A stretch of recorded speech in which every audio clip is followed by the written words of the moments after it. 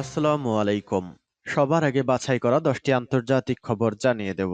প্রথমেই থাকছে শিরোনাম। তবে তার আগে অনুরোধ থাকবে ভিডিওটিতে একটি লাইক দিবেন।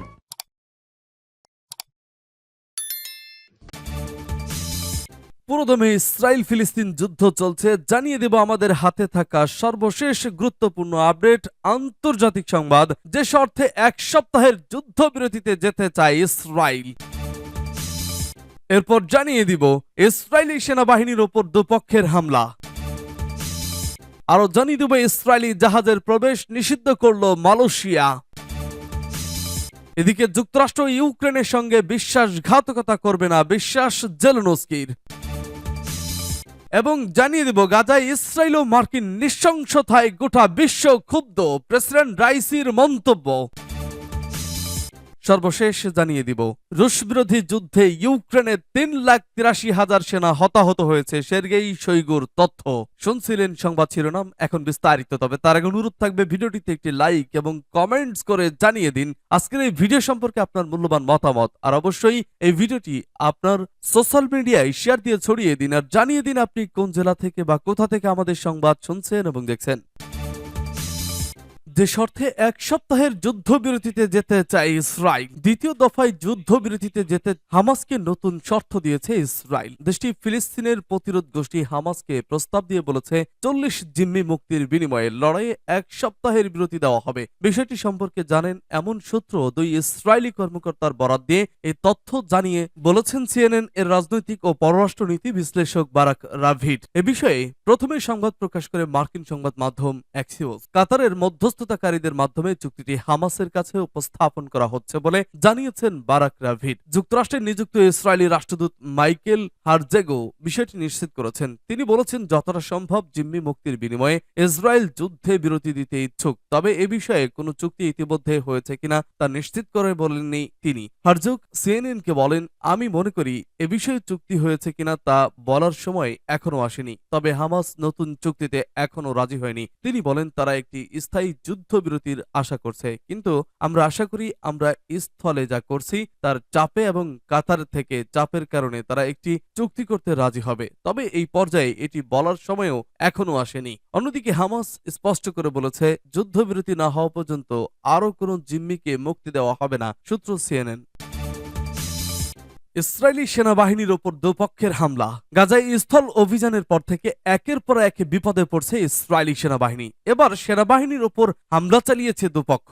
মঙ্গলবার আল জাজিরার এক প্রতিবেদনে এই তথ্য জানানো হয়েছে। হামাসের সামরিক শাখা আল কাসেম ব্রিগেড জানিয়েছে তারা ইসরায়েলের সেনাবাহিনীর ওপর হামলা চালিয়েছে। এ সময় ইসরায়েলের একটি মেরকাভা ট্যাঙ্ক, সেনাদের বহনকারী একটি গাড়ি ও একটি বুলডোজার ক্ষতিগ্রস্ত হয়েছে। গাজার দক্ষিণে খান ইউনুসে ইয়াসিন 105 রকেট দিয়ে এ হামলা চালানো হয়। অন্যদিকে লেবাননের সশস্ত্র গোষ্ঠী হিজবুল্লাহ জানিয়েছে তারা ইসরায়েলি সেনাদের ট্যাঙ্ক গুড়িয়ে দিয়েছে।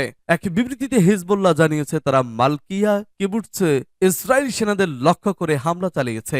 এ সময় তাদের একটি ট্যাঙ্ক গুড়িয়ে দিয়েছে হিজবুল্লাহ। এছাড়া হামলার কারণে ট্যাঙ্কের ভেতরে থাকা ইসরায়েলি সেনারা আহত হয়েছেন অথবা তাদের মৃত্যু হয়েছে। এর আগে ইসরায়েলি প্রতিরক্ষা বাহিনী জানিয়েছে সোমবার গাজায় তাদের আরো 2 সেনা নিহত হয়েছে। গাজার উত্তরাঞ্চলে হামাসের সাথে সংঘর্ষে এইসব সেনা নিহত হন। একই সময়ে আইডিএফ জানায় গাজার দক্ষিণেও হামাসের সাথে তাদের ব্যাপক সংঘর্ষ হয়েছে। এই সংঘর্ষে ইসরায়েলের আরো 2 সেনা গুরুতর আহত হয়েছে।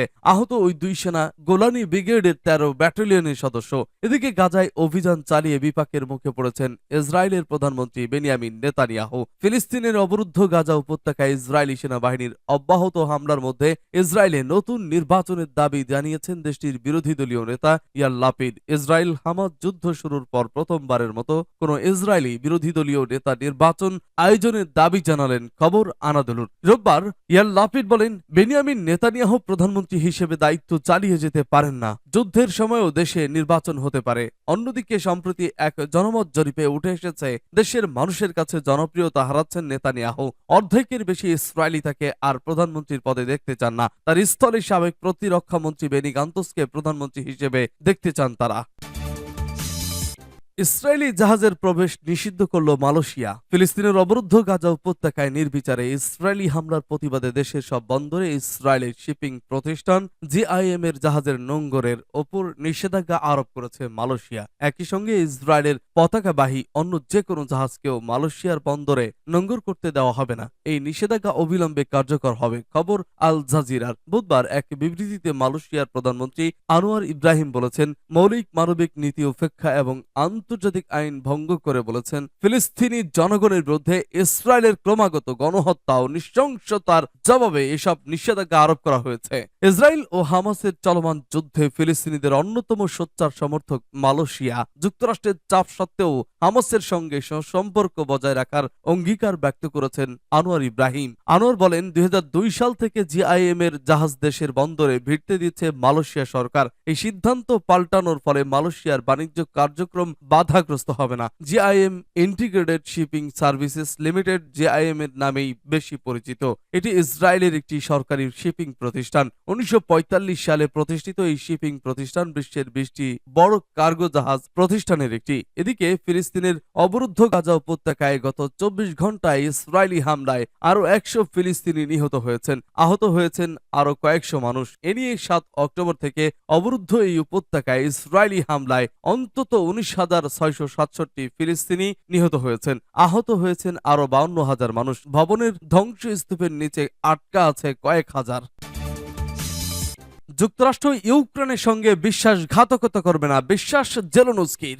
ইউক্রেনের প্রেসিডেন্ট ভলোদিমির জেলেনস্কি বলেছেন, আমি আত্মবিশ্বাসী যে রাশিয়ার বিরুদ্ধে যুদ্ধের জন্য মার্কিন যুদ্ধকালীন গুরুত্বপূর্ণ অর্থায়ন বন্ধ করে তারা ইউক্রেনের সঙ্গে বিশ্বাসঘাতকতা করবে না। মঙ্গলবার কিয়েভে একটি টেলিভিশনে প্রেস ব্রিফিং এর সময় তিনি এসব কথা বলেন। ইউক্রেনের জন্য সাহায্য ইউএস কংগ্রেসের রিপাবলিকানরা আটকে রেখেছেন এবং হোয়াইট হাউস সতর্ক করে যে এটি পুনর্বীকরণ না করলে বছরের শেষ নাগাদ এটি শেষ হয়ে যাবে। জেলেনস্কি বলেন, আমরা এ বিষয়ে খুব কঠোর পরিশ্রম করছি। আমি নিশ্চিত যে যুক্তরাষ্ট্র আমাদের সঙ্গে বিশ্বাসঘাতকতা করবে না। যে বিষয়ে আমরা যুক্তরাষ্ট্রের সঙ্গে একমত হয়েছি তা উভয়ই সম্পূর্ণরূপে পূরণ করা হবে। তিনি আরো বলেন, আমি আশা করি ইউরোপীয় ইউনিয়ন শিগগিরই 50 বিলিয়ন ইউরো সহায়তা প্যাকেজ অনুমোদন করবে। ইইউ নেতারা সদস্য পদ আলোচনা শুরু করার অনুমোদন দিয়েছে, কিন্তু হাঙ্গেরির সাহায্য প্যাকেজ অবরুদ্ধ করেছে। প্রেসিডেন্ট বলেন, কমান্ডাররা 4.5 লাখ থেকে 5 লাখ সেনা সদস্য চান, তবে বিষয়টিকে সংবেদনশীল ও ব্যয়বহুল উল্লেখ করেছেন তিনি।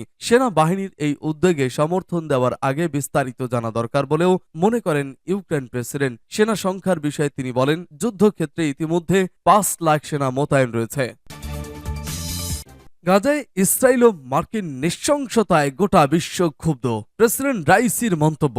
ইসলামী প্রজাতন্ত্র ইরানের প্রেসিডেন্ট সাইয়েদ ইব্রাহিম রাইসি বলেছেন, ফিলিস্তিনের অবরুদ্ধ গাজা উপত্যকায় ইহুদিবাদী ইসরায়েল এবং আমেরিকা যে নৃশংস বর্বরতা চালাচ্ছে তাতে গোটা বিশ্বের মানুষ ক্ষুব্ধ হয়ে উঠেছে। গতকাল তুর্কি মেনিস্তানের প্রেসিডেন্ট সর্দার বারদি মোহাম্মদ দোভের সঙ্গে এক টেলিফোন আলাপে একথা বলেন প্রেসিডেন্ট রাইসি। মার্কিন সরকারের প্রত্যক্ষ সহযোগিতায় দখলদার ইসরায়েল গাজার নিপীড়িত জনগণের যে ব্যাপক মাত্রায় ক্ষতি করছে তার কঠোর নিন্দা করেন ইরানের প্রধান নির্বাহী। তিনি বলেন, ইহুদিবাদীদের বর্বরতায় গাজার মানুষ যে ভয়ঙ্কর দুঃখ কষ্টের মধ্যে পড়েছে তাতে শুধুমাত্র মুসলিম বিশ্ব নয় বরং সারা বিশ্বের মানুষ বিক্ষুব্ধ হয়ে উঠেছে। প্রেসিডেন্ট রাইসি বলেন, গাজার নিপীড়িত জনগণের সাহায্যের জন্য সব ধরনের উপায় উপকরণ এবং সক্ষমতাকে ব্যবহার করা উচিত। গাজায় যখন ইহুদিবাদী ইসরায়েলের গণহত্যা ও নারকীয় তাণ্ডবে প্রায় 20,000 মানুষ শহীদ হয়েছেন তখন প্রেসিডেন্টের রাইসি এসব কথা বলেছেন। প্রেসিডেন্ট তার বক্তব্যের অন্য অংশে ইরান ও তুর্কি মেনিস্তানের সম্পর্ক বিশেষ করে বাণিজ্য ক্ষেত্রে উল্লেখযোগ্য বৃদ্ধি নিয়ে সন্তোষ প্রকাশ করেন। দুই দেশের যৌথ অর্থনৈতিক কমিশনের সর্বশেষ বৈঠকে জ্বালানি পরিবহন এবং ট্রানজিটের ক্ষেত্রে যেসব গুরুত্বপূর্ণ চুক্তি হয়েছে তা বাস্তবায়নের প্রয়োজনীয়তার উপর জোর দেন তিনি। ফোনালাপে তুর্কি মেনিস্তানের প্রেসিডেন্ট রাজনৈতিক, অর্থনৈতিক এবং সাংস্কৃতিক ক্ষেত্রে দুই দেশের সম্পর্কের ক্রমবর্ধমান প্রবণতা নিয়ে সন্তোষ প্রকাশ করেন। সূত্র পার্টস টুডে। রুশ বিরোধী যুদ্ধে ইউক্রেনে 3,83,000 সেনা হতাহত হয়েছে সের্গেই শোইগুর তথ্য। রাশিয়ার প্রতিরক্ষা মন্ত্রী সের্গেই শোইগু জানিয়েছেন, ইউক্রেন যুদ্ধে এ পর্যন্ত কিয়েভে 3,83,000 সেনা হতাহত হয়েছে। পুরো যুদ্ধক্ষেত্রে রাশিয়া এখন কর্তৃত্ব করছে বলেও জানান তিনি। গতকাল রাশিয়ার প্রতিরক্ষা মন্ত্রণালয়ে অনুষ্ঠিত এক বৈঠকে শোইগু বলেন, রাশিয়ার অভিযান শুরুর পর থেকে এ পর্যন্ত Ukraine 14,000 tank, infantry fighting vehicle এবং আর্মার্ড পার্সোনেল ক্যারিয়ার হয়েছে। এর পাশাপাশি 553টি যুদ্ধ বিমান, 259টি হেলিকপ্টার এবং 8,500 মর্টার ও রকেট লঞ্চার ধ্বংস হয়েছে। রুশ প্রতিরক্ষা মন্ত্রী দাবি করেন, রাশিয়ার সামরিক অভিযান শুরুর পর থেকে এ পর্যন্ত ইউক্রেন যত সেনা হারিয়েছে তার অর্ধেক হারিয়েছে গত জুন মাসে কথিত পাল্টা অভিযান শুরুর পর থেকে। অথচ অনেক বেশি খরচের এই যুদ্ধে ইউক্রেনের সেনারা 1 ইঞ্চি ভূমিও উদ্ধার করতে পারেনি, যা সম্প্রতি কিয়েভ ও পশ্চিমা দেশগুলোর শীর্ষ কর্মকর্তারা স্বীকার করেছেন। বৈঠকে রাশিয়ার প্রেসিডেন্ট ভ্লাদিমির পুতিন ঘোষণা করেন যে লক্ষ্য নিয়ে এই অভিযান শুরু হয়েছিল তা পূরণ না হওয়া পর্যন্ত মস্কো তার মিশন শেষ করবে না। তিনি বলেন, রাশিয়াকে পরাজিত করার বিষয়ে কিয়েভ এবং তার পশ্চিমা মদতদাতাদের মধ্যে যে খায়েশ ছিল তার চুরমার হয়েছে। সূত্র পার্স টুডে।